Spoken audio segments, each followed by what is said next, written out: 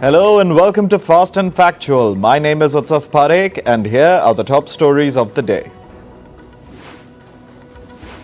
Israel is expanding its ground operation in Lebanon. The Israeli Defense Forces sent out their 146th Division overnight. That means that about 15,000 Israeli troops are now operating in Lebanese territory. Israel launched a series of strikes in the southern region of Lebanon's capital, Beirut. The attacks razed 4 buildings. Israeli forces launched the attack after warning residents to evacuate. Meanwhile, an Israeli airstrike targeted a residential building in Syria's capital, Damascus. At least 7 people were killed and 11 others sustained injuries. The strike reportedly targeted a building being used by Iran's Revolutionary Guards and Lebanon's Hezbollah. Hezbollah has warned that it will escalate its attacks on Israel, including on the port city of Haifa. This was after Hezbollah claimed responsibility for a rocket barrage on Haifa yesterday.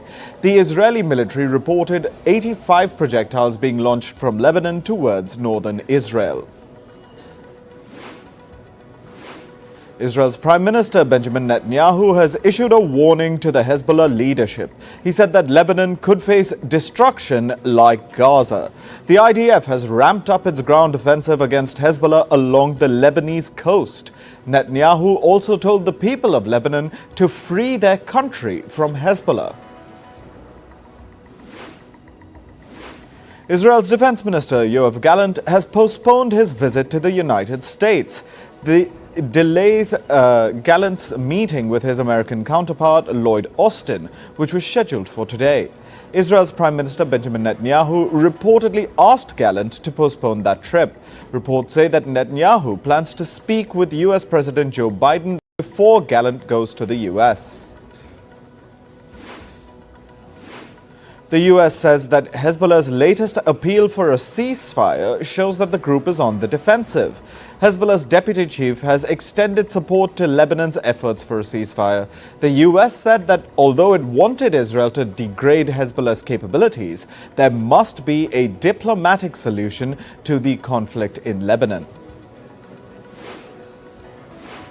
Mexico's new government has presented a plan to combat violence and crime. The government vowed to strengthen its police force and boost the intelligence services. It will also focus on treating the economic and social causes of crimes. Mexico's new president, Claudia Sheinbaum, put emphasis on the new 4-pronged approach. Meanwhile, the Brazilian Supreme Court has lifted its ban on Elon Musk's social media platform X. The order came after X, formerly known as Twitter, paid over $5 million in fines. The platform also blocked some accounts accused of spreading misinformation.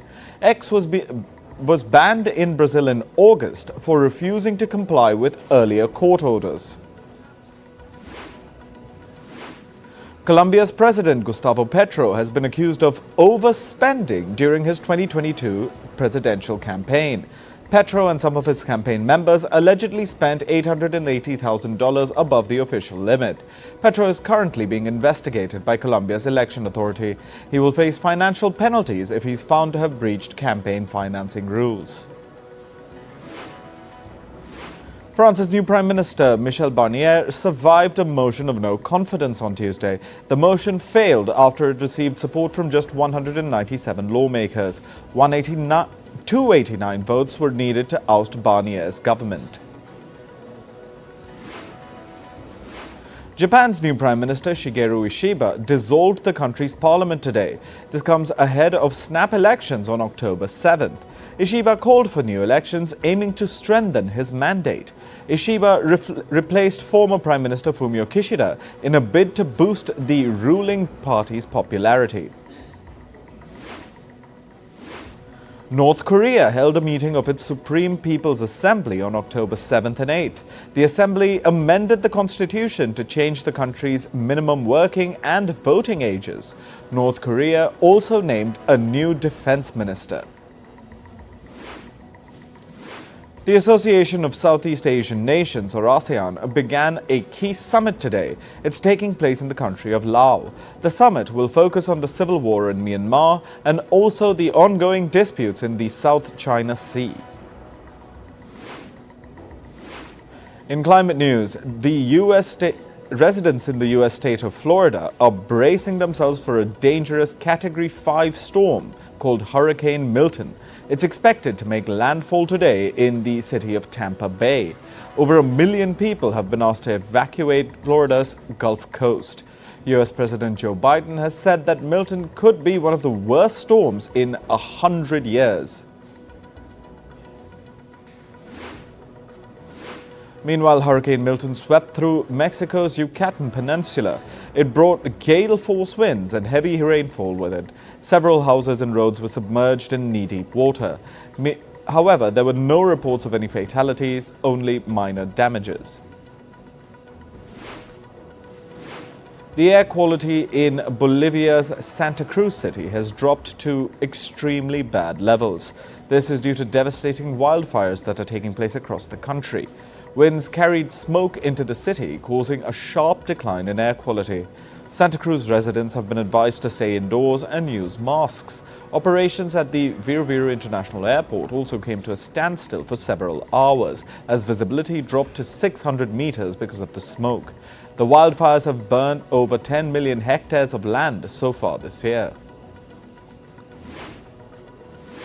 The Moroccan Sahara is witnessing a rare flooding event. After heavy rainfall in August and September, water was seen rushing between sand dunes. Experts say that it has been at least 30 years since this much rain has fallen in such a short span of time. Water was seen in the Lake Iroquois, which has been dry for the last 50 years. According to reports, at least 339 people have died in Niger due to floods. Over 1 million people have been displaced since torrential rains began in June. At least 383 people have sustained injuries due to the extreme weather situation.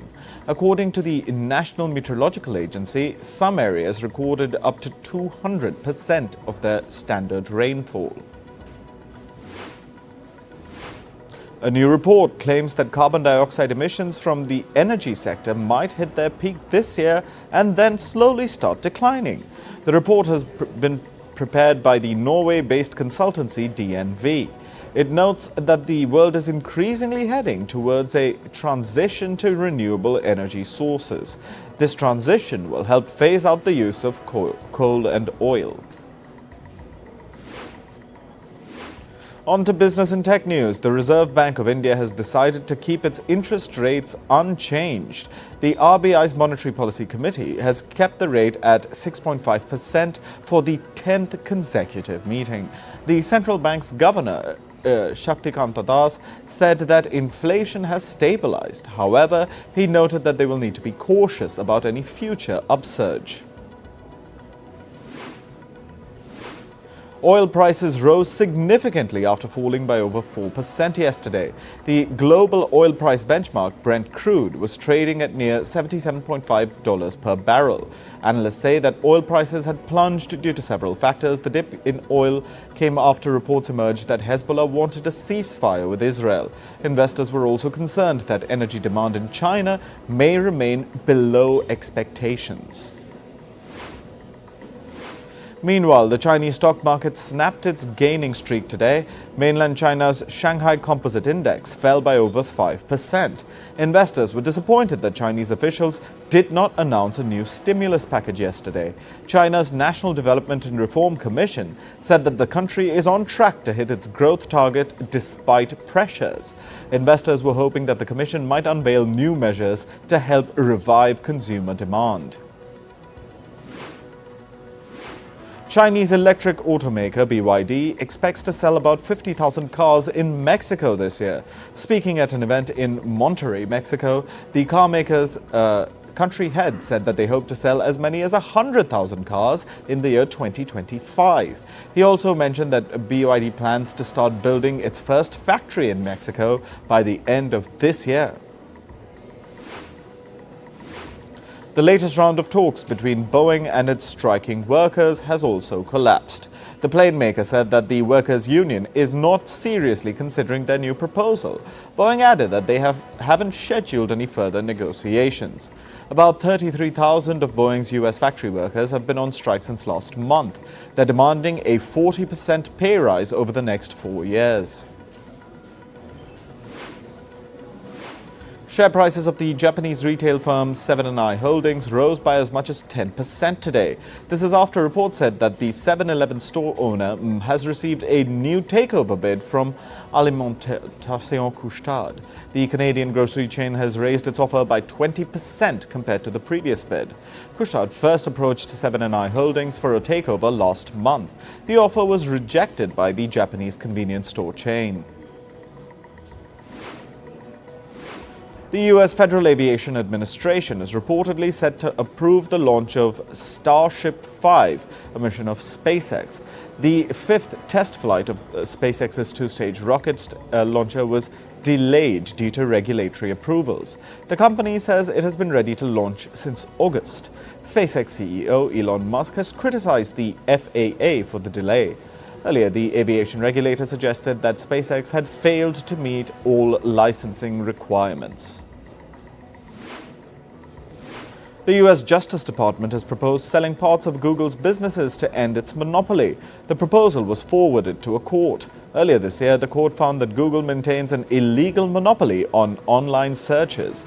To address this, the tech giant might have to sell businesses like its Chrome browser and Android operating system. Over a dozen American states have filed lawsuits against Chinese social media app TikTok. The lawsuits have been filed separately in New York, California, the District of Columbia, and 11 other states. The Chinese platform has been accused of harming the mental health of children and teenagers. The lawsuit alleges that TikTok's addictive nature is affecting millions of American children. Russia has reportedly banned the American social media platform Discord. Russian state media says that the country's communications regulator blocked the app. Last week, Discord was ordered to delete about 1,000 pieces of content from its platform. The San Francisco-based company has previously been fined for failing to remove banned content in Russia. Moving to sports, we start with cricket. Australia beat New Zealand by 60 runs in a Women's T20 World Cup group stage match. Australia went into bat first after winning the toss. They put up 148 runs in the first innings. Beth Mooney top scored for Australia by contributing 40 runs. In reply, New Zealand were all out for just 88. Pakistan finished at 556 runs on day 2 of their first test against England in Multan. Centuries by Agha Salman and Shan Masood helped Pakistan post the formidable score. In reply, England managed 96 for 1 before the end of the day's play. England's top performers were Zach Crawley and Joe Root. New Zealand batter Kane Williamson has suffered a groin injury. As a result, he will miss the India-New Zealand Test Series opener. Williamson got injured while playing in a bilateral against Sri Lanka. India hosts the Black Caps for a 3-match Test Series starting on October 16th. Italian footballer Marco Curto has been banned for 10 matches by FIFA. This is for racially abusing South Korea's Hu Wang Hee-chen. The incident occurred during a friendly between Como and Wolverhampton Wanderers. Como's Curto will serve half of the ban, and the other half will be completed over 2 years in addition to community service. Spain's legendary Andres Iniesta announced his retirement from football. He has called time on his career at the age of 40. Iniesta has made 131 appearances for Spain. His greatest moment came when he scored the only goal for Spain in the 2010 World Cup final. His trophy cabinet also includes 2 European Championships and 4 UEFA Champions League titles. Chelsea midfielder Cole Palmer has been crowned England's Player of the Year for 2023-24. He pipped Jude Bellingham and Bukayo Saka in the race to come out on top. Palmer became a sensation after joining Chelsea last year. He has netted 25 goals in 45 appearances across all competitions for Chelsea so far. In tennis, men's world number one Yannick Sinner has reached the Shanghai Masters quarterfinals. The Italian defeated Ben Shelton of America 6-4, 7-6 in straight sets. Sinner's quarterfinal opponent is Daniil Medvedev from Russia. Meanwhile, men's world number two Alexander Zverev entered the round of 16 at the Shanghai Masters. The German tennis player fought an intense battle against the Dutchman Talon Griekspoor. Zverev eventually prevailed 7-6, 2-6, 7-6. His next opponent is Belgium's David Goffin. Francis Tiafoe from America cruised to the chair umpire E after losing to Roman Safulin at the Shanghai Masters. Tiafoe lost the match 5-7, 7-5, 7-6. He unleashed about 10 expletives during a minute-long outburst. Tiafoe later apologized on social media, calling his behavior not acceptable. Indian badminton player PV Sindhu has crashed out of the Arctic Open 2024. She lost to Canada's Michelle Lee in the women's singles first round. Sindhu lost 16-21, 10-21 to Lee in 37 minutes. This was her first match after her Paris Olympics heartbreak. In entertainment news, after the box office shattering success of Oppenheimer, director Christopher Nolan is back with a new film. As per reports, he will write and produce a film for Universal Studios again. Actor Matt Damon is in talks to play the lead. The film is scheduled for release in 2026. Oscar-winning actor Will Smith has been invited to be the guest of honor for the Saudi film Confex. He will host a session on the opening day, presenting his career experience to the Saudi film industry. The event begins today in Saudi Arabia's capital, Riyadh. Smith's film Bad Boys Ride or Die became Saudi Arabia's highest-grossing film of all time. Kate Winslet is excited for her role as a producer for the upcoming biopic on the American photographer Lee Miller. She said in an interview that more than playing interesting parts, it's important to tell stories and make films. For her, producing Lee was about the experience. Lee Miller is a model-turned-war photographer who died in 1977. The makers of The Diplomat Season 2 released the trailer. The video shows the lead characters uncovering a conspiracy inside the British government. Season 2 will pick up from the end of Season 1, where a bomb detonates in central London. The political thriller series will stream from the 31st of October on Netflix. Netflix has given the green light to Season 3 of The Night Agent. This comes just a few months before the show's Season 2 premiere. Production for the Season 3 will begin in Istanbul this year. The show revolves around a low-level FBI agent who saves the life of the US president and lands a coveted job at the White House. American actor Louis Pullman says that auditioning for Thunderbolts was like getting recruited for the FBI. He called it a hell of an experience. Everything was very locked and sealed. The set had shredders everywhere so that everything remained a secret. He even revealed that the director himself told him the film story, but he was not allowed to read anything.